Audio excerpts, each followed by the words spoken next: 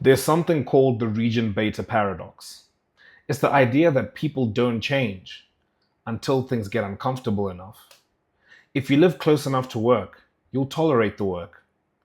It's not ideal, but it's fine, so nothing changes. But move that same distance far enough, and suddenly you're forced to adapt. You find a better way. And I think a lot of men are living in that exact space. Life isn't good, but it's not bad enough to force change either. So you stay where you are, stuck in a life you don't actually want, but still choosing it every day. And I've been there. In many ways, I'm still there, and I'm still navigating parts of that now. So let's talk about it. In this video, I'm going to break this topic up into, I guess, three segments around, why you might be stuck in a life that you hate. The three segments will be why you hate your life, what's actually keeping you stuck, and how to start rebuilding your life. So, starting on why you might hate your life, and I'm going to be speaking strictly from my experience and what I've observed over the last couple of years, let's say. And for me, the gist of it really comes down to who I want to be and who I am can't connect. There's a line from a song by NF where it's called Why. He literally says, "Who I am and who I want to be cannot connect. Why?" And I feel like that really kind of nails all of this down, right? There's this paradox, this tension that we deal with, right, when we find ourselves in spaces like this where we have this identity that we have for ourselves, right? We watch all of these motivational self-improvement content online, whether it's YouTube or TikTok or Instagram or whatever it is, right? Or reading books, right? You might find yourself, you've done the self-improvement thing, you've gone to gym for a an extended period of time. You've cleaned up your diet for a bit. You've gotten off social media for a bit. You've actually started making some progress. But for me, in my experience over the last, geez, I'm turning 24 in like 2 months or a month when this video comes out. And I think for me, this has probably been the last decade, if I can say, where I've gotten into like, man, I've fallen in love with this idea of I can change my life. I can improve my life. Life doesn't have to be the way it is now. Like I can do better for myself. And man, I watched Jose Zuniga from Teaching Man's Fashion. I think, in 2021 when Hamza blew up, I was all over that content. Iman Gadzhi, I was all over that content. Chris Williamson, I love his podcast. Still love it to this day. I've really sunk into a lot of the self-improvement content, and I've had many distinct periods in my life where I've been following self-improvement. I know in high school, I really wanted to become a professional football player. It was a very, very, very unrealistic dream.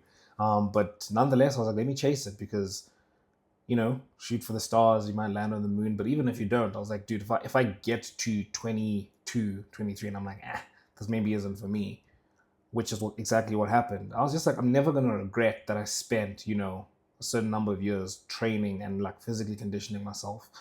And that's exactly what I experienced. So I had a period like that in high school. I started hitting the gym. I was training like hectically. Um, I mean, I had these brutal routines, and lo and behold, they wouldn't stick, over a long, long period of time. But I remember up until so it's so interesting because in high school that was my main thing. I wanted to get good at football, so that was like I guess you could call it my first love. I loved football. I fell in love with football. Still love football to this day. It's the best sport in the world. But it was a thing for me that I was like, man, I really love this thing and I really want to get good at it. And for me, I fell in love with that idea and I haven't fallen out of love with it today. And it's part of, I guess, this thing where, you struggle with wanting to be somebody that you're currently not. And that gap really frustrates you, right? It was this idea of, I love seeing an athlete who can look back on their career and they're like, man, look at that season I had. Look at this catalog of seasons I've had where I just kept on going. Like I was setting records or whatever it is, right? You've got a body of work you can look back at. And obviously in this current day, at, almost 24, I can look back and say, I still have this thing. I really want this thing of like, I like the idea of having a body of work you can look back at. apart from sports, music. I love when an artist puts together an album. I'm like, this is a perfect album. Like, this is an album you can look back and be like, I put in 2, 3 years, however many years or hours they put into that. They can look back and be like, this is timeless. This is here. Or a writer writes a set of books that are just incredible. They can look back and be like, this is my life's work. Like Jordan Peterson, for example, his book Maps of Meaning, which I still haven't read, and I would love to get to reading to that. That book apparently took him really, really long to write, and he wrote it in like his prime physical condition. Like I think in his 20s, 30s. I might be wrong on that, but he said it's the most difficult book he's ever written. But again, you can just imagine writing a book like that. It's like in there, you've got a man who has put in his best hours every single day for an extended period of time into that. I find that so admirable, and I think it's what we're called to as men. To reach our fullest potential. I mean, I've seen this TikTok from like last year going around where it's like, it's a shame for a man to grow old and not see what he's capable of. And I resonate with that. And also from obviously a biblically Christian perspective, as men, we should be rung out for the kingdom, right? We want to get to the end, hear, well done, good and faithful servant. We want to look back. Again, I love the idea of like, we want to look back at life when it's all said and done in the same way that a footballer or, a tennis player or whatever, an athlete who's just finished a game, literally just drops to the ground and is like, man, I gave that all I had. I think for me, that's my goal. And I assume it's the goal for a lot of people that are watching this as well. I assume it's the goal for you. And obviously we get attracted to the self-improvement thing now because obviously it gives us this space where something becomes possible. It's not just, I'm sitting back and I'm watching other people live life, but I can't. I've got something I can do now. I can change. I can get better.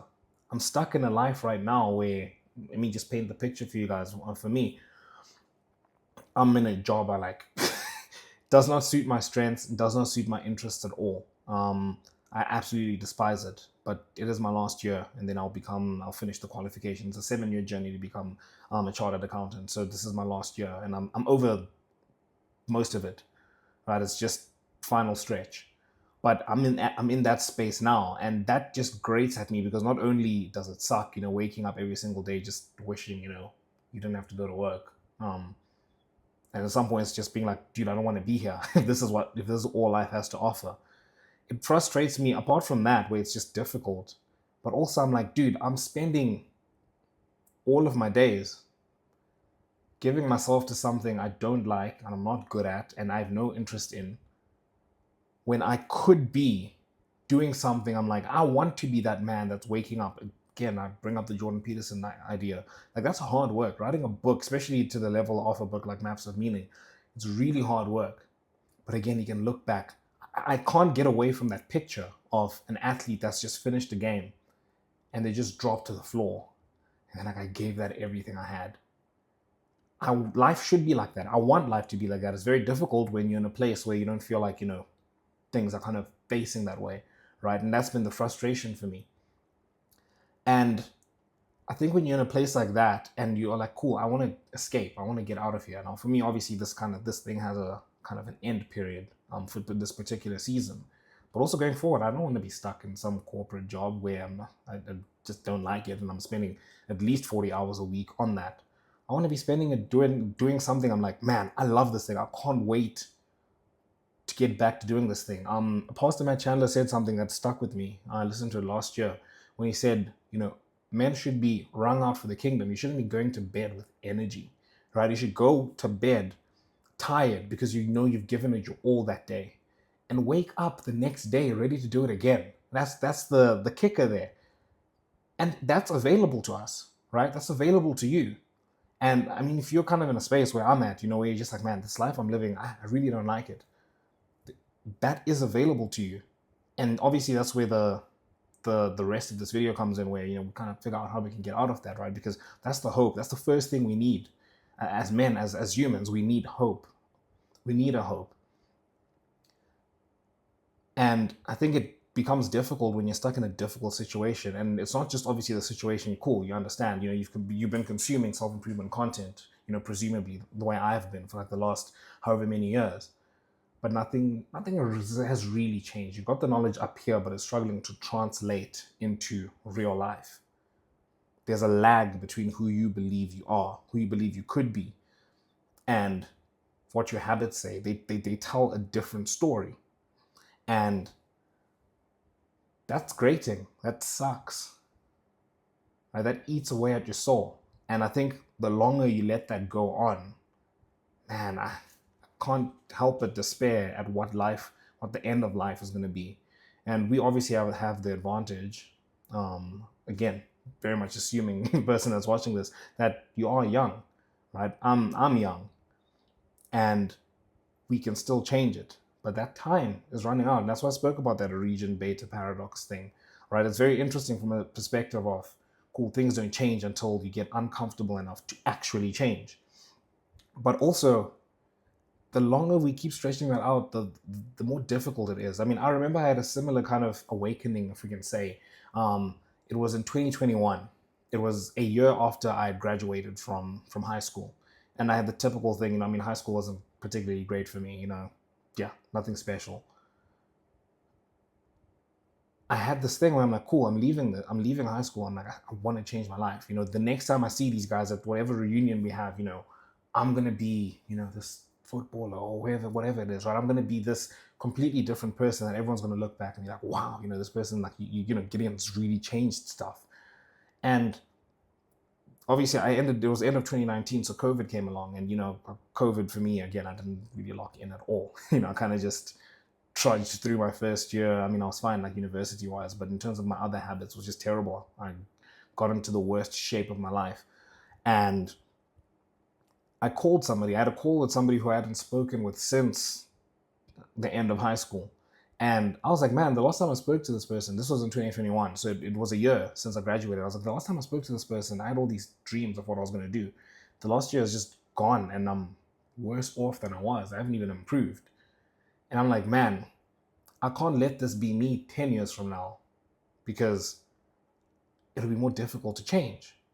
And I had a proper, again, speaking of those things where, you get into periods of just being on self-improvement, that was probably my most successful stage of self-improvement. I locked in, let's say, I got into the best shape of my life. I started making content, I gained hundreds of thousands of followers on Instagram and TikTok. I really locked in, if we can say that. And then I finished university. So I was speaking about the 7-year journey we do to become chartered accountants. I finished my 4th year, so I finished my honors. And this was the end of 2023. I passed, and that year was very stressful. And then 2024 came along, and it's like, cool, now you're doing your articles, which is basically you're working and you do 2 board exams. You have to do for 3 years, kind of just to get your core hours, right? Kind of like how doctors have to have a practical period before they can actually be signed. Like, you're a doctor, you can operate on people or whatever, like as an official doctor. And that's kind of a similar thing we have. So it's like, cool, now I'm working. And yeah, 2024 kind of just trudged along, honestly. I started falling off a bit on my self-improvement. 2025, last year, absolutely terrible. I think arguably the worst year of my life. In 2026, it's not been that much better, but I am trying to pick up the pieces, let's say. But I'm seeing this thing, right, where it's like, hey, getting on a proper self-improvement regimen was so much easier, in my first year, in my second year at university, than it is when you're working. Because now, again, as you grow older, you're only gonna accumulate more responsibility. Right now, it's like, man, at least 40 hours. Currently, at least flipping 50, 60 hours of my time is gone to work. I really kind of just have Saturday and maybe, an hour or 2 during the week in the evenings to work on something like this, and then some time in the morning to squeeze in workouts and stuff. It's a lot more difficult. And I've also got to take that retrospective reflection and project it into the future as well. Like, my dream is to be a father, be a husband, and accumulate responsibilities, right? That is the male life, right? That is, becoming who God has called you to be. You got to accumulate the right responsibilities, of course. But again, I can only conclude that as time passes, those responsibilities are going to get more and more and more and more. So that's where that time that we're in now is important for us to actually make a change. So let's move on to the second segment, right? Where I want to speak about what's actually keeping you stuck. And there are three particular things here. The first one is bad habits. And yeah, I mean, we know about habits, right? If you've been in self improvement for any period of time, you've probably heard about Atomic Habits, probably read it. It's a great book. It's probably the only book you need to read on habits. It's that good. Habits are a very interesting thing, and they drive who we are. Like they drive the things we're doing. I mean, we're having this conversation now about how I want to be this person, but I do this thing, right? The gap between who you want to be and who you are is your habits, right? You can build your identity and stuff, and this is a beautiful thing. You can get into those videos about how to build a proper identity and how identity flows into your habits and stuff. But the crux of it is the difference between who you want to be and who you are is what you do, right? So bad habits is a first part where the problems come in. How are you coping with stuff? How do you deal with stuff? And this is where it really is difficult, because understanding habits obviously needs to go down to the ground, like to basics, like who are you, why do you do what you do. This is where you need to spend time journaling and reflecting and all this stuff, and we can get into that topic on another day, right? But ultimately your habits are that gap between who you are and who you want to be, and the focus should be on fixing those habits.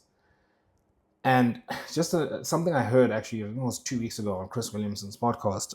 He was speaking about an insight he's got in two habits, where he said, you don't particularly unlearn habits. You don't fully unlearn habits. All you do is learn new habits that are stronger than those habits. And the example he used was a story, right? There was a lady, a girl she was a teenager. She used to smoke with a friend whenever they'd go horse riding. Like, it was a perfect time to do it. Parents aren't there. You'd come back. The horse smell kind of masks the smoking smell, right? And she'd do that, and then eventually she went off to college. She wasn't smoking then. Like, that was the only time she'd smoke, when she was horse riding. She went to college. Got married, had kids, and all this stuff, right? And there came a time when she was like, hey, I want to take my daughter horse riding. I think it would be a nice thing for her to learn. It would be a nice bonding time for us, etc. And felt a sudden need to smoke again. And it's that typical thing again, where it's like habits. Once you learn a habit, you can't unlearn a habit. So the point he was making was that the first thing you want to do is try not to learn bad habits, right? That's the whole thing when we grew up, when parents would be like, don't do drugs, kids, that kind of thing. It's very important, right? Because once you learn a bad habit, it's going to be very difficult for you to unlearn it. And the issue with bad habits is they're typically addictive. So that means in order to get something to build a good habit that is stronger than that bad habit, so strong that it actually pushes away that bad habit, you need to find something that is more addictive, which, I mean, good luck, right? So the first thing is just avoid picking up bad habits. So for me, I think one for me has been alcohol. Like, there was a time I tried it, and it's just gross. Honestly, for me, I just couldn't get to, like, it was just disgusting. I'm like, there's no alcohol I like, and I'm like, cool, this is a good point for me to just say, let me not be a drinker. Like, I'm just not going to drink, right? I got to a point, I'm like, I'm not going to try and get myself to like it, because if I get myself to like it, that's only going to mean one thing, right? Well, it's going to mean a few things. It's going to mean I'm going to like drinking and going out, going partying, money, putting on weight, and just, again, the fog. And again, eventually you get to a place where you build a life that assume somebody like you would want to build, the life I want to build. Alcohol definitely does not help in that regard. It's a massive hindrance, and something you're gonna have to unlearn. So that's just an example for me, and for you, it's a similar thing. Just try not to pick up any bad habits. And then on the bad habits that we do have, how do we get out of those? Because those are obviously what's keeping us stuck, right? That's obviously what's keeping you stuck. And the second thing, the thing I found for me that's very important to this, is structure. I've always loved routines. I love the idea of set and forget. Now, there's no true set and forget, because you always need to reanalyze, right? You can't set and forget say even a workout routine, right? Because you're gonna have different points in your life where things need to change. Like for me, for example, I had a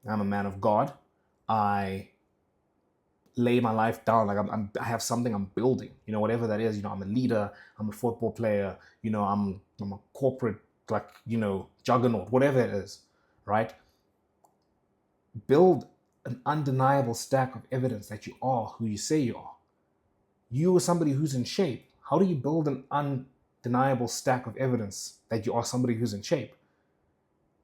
You get in shape, right? Now, obviously, you can't just snap a finger and be in shape now, but the way you start building that evidence is I get up every morning, I go to the gym, I eat clean, right? Maybe you want to track your calories or whatever it is, but honestly, go to the gym, get a consistent gym routine, and eat clean. Fine, right? You do that every day. Maybe it doesn't even have to be every day. You are allowed to slip up once or twice, but you do that over a long enough period of time. You do that over 6 months, 9 months, 12 months, 2 years, 3 years. That's an undeniable stack of evidence. Think of every time you go to the gym, every time you say no to eating something unhealthy, every time you make a choice that I've eaten enough calories for today, I'm going to go to sleep. Or maybe you struggle the other way around. Cool, I'm I'm not hungry, but I'm gonna need to finish this. I need to do this bulk. I need to start eating more. And you eat. That's another. I think of it as just a stack, like a paper. Each gym session is a paper. Each clean meal eaten is a paper, and you're just building up this stack. You have that over 3 years.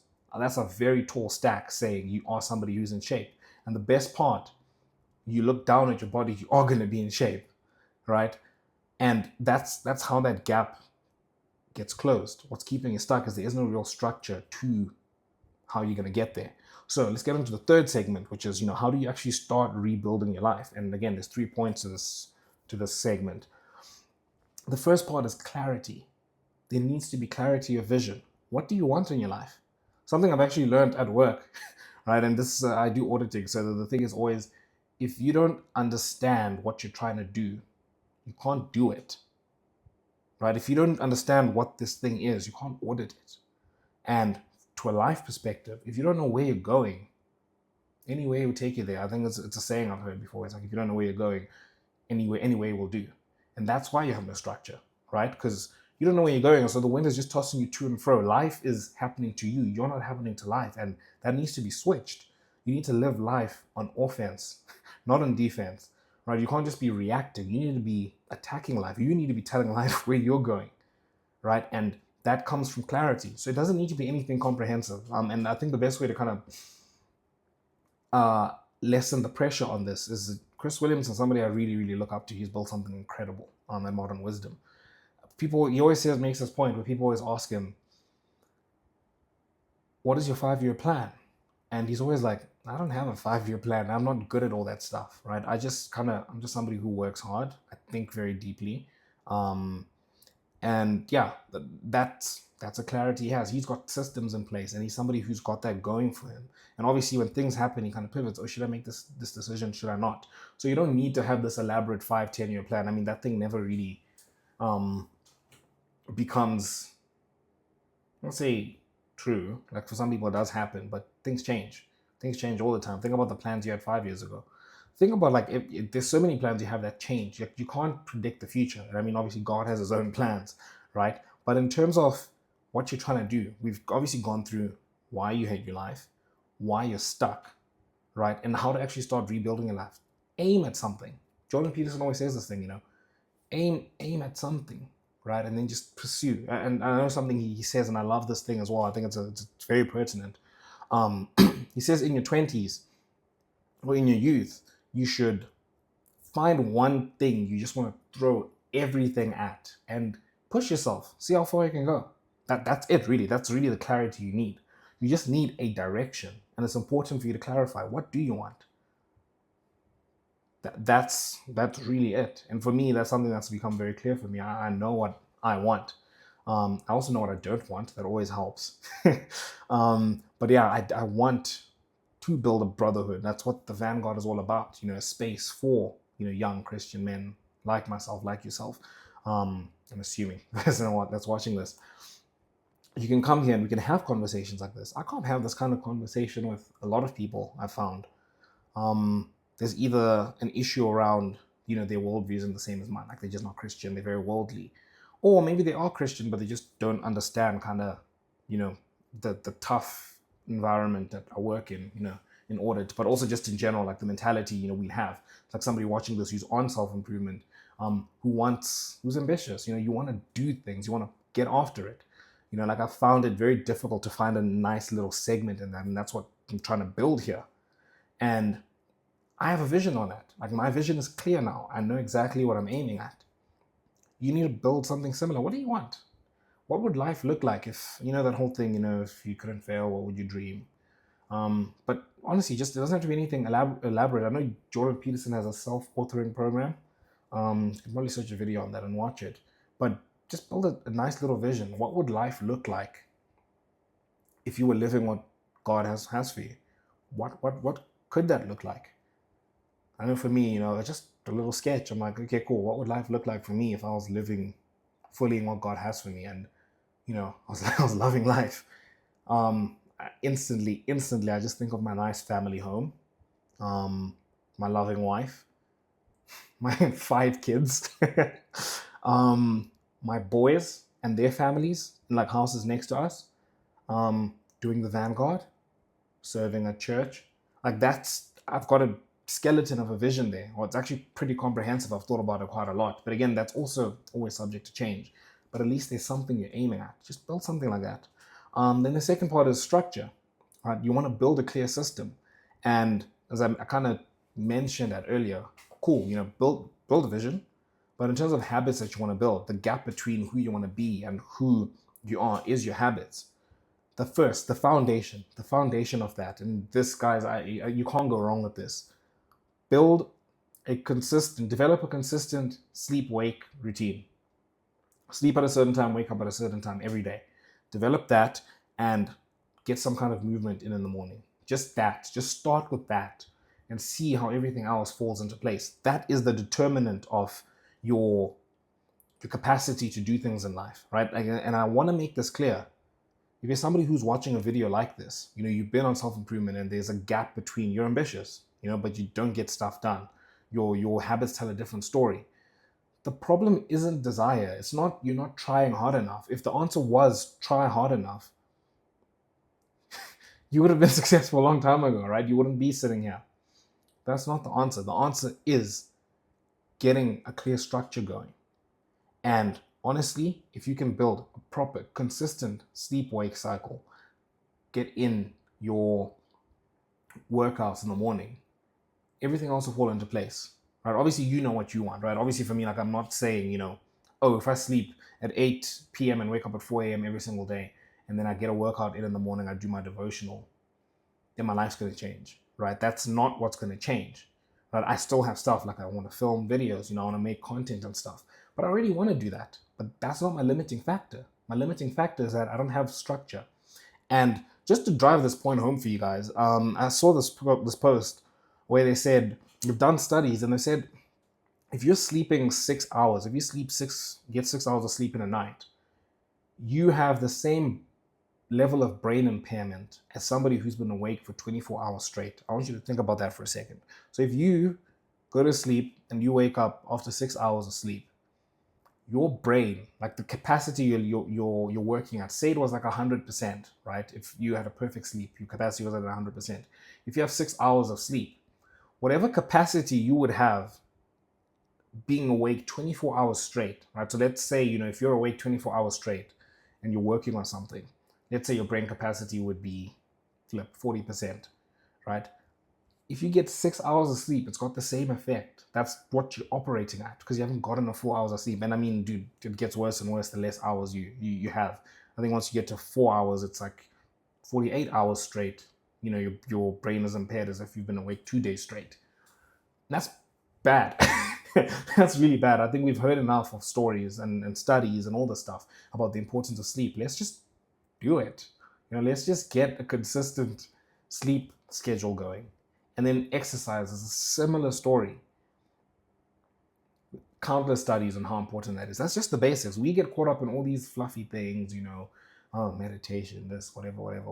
And there's a space for that, of course, but the foundation is that, and watch your life just take off because you've already got it. You've got it, bro. You know what you need to be doing.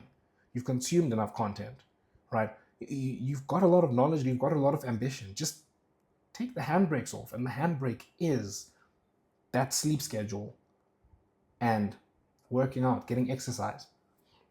Then finally, the last part of the segment is brotherhood, right? I mentioned about isolation earlier. You need brotherhood. We need that.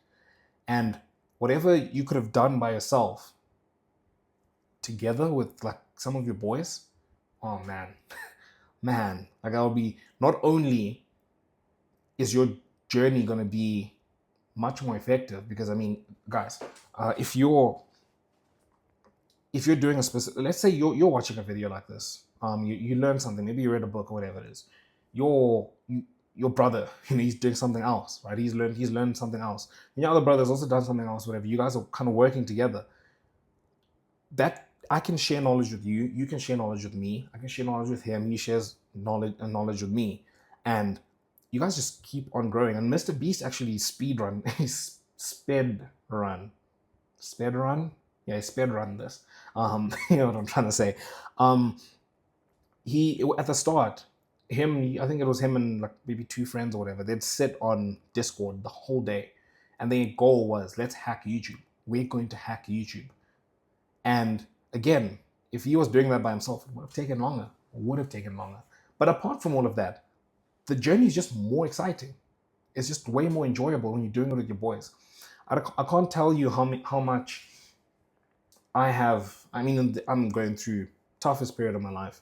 And again, I know I'm preaching this, go get a brotherhood or whatever.